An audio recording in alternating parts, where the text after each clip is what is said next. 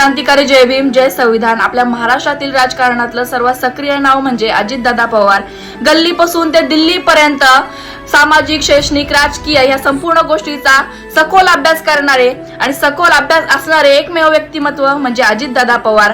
हे संपूर्ण राजकारणाचं सूत्र जिथून आलतं असे एकमेव चाणक्य म्हणजे अजितदादा पवार। आणि आपल्या नाशिकचे आमदार म्हणजे दिलीप काका बनकर हे सुद्धा तिथे आदरांजली अर्पण करण्यासाठी जमलेले आहेत। आणि जाता जाता दादांसाठी दोनच शब्द बोलेन की अजूनही वाटते की ही बातमी आहे खोटी, येऊन आताच दादा घेतील सर्वांच्या भेटी। डाव काळाचा जाणून आज सूर्य ही उदासीनतेने उगवला असेल, कसा दिसेल आता खेळ बुद्धिबळाचा ज्यात आमचा मुख्य वजीरच नसेल।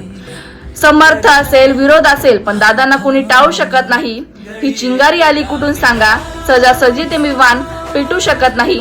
आणि आज ह्या विद्या प्रतिष्ठानात जमलेली गर्दी आज सांगून जाते की राजकारणातला विरोध जो असतो ना तो राजकारणात असतो, राजकीय विरोध असतो।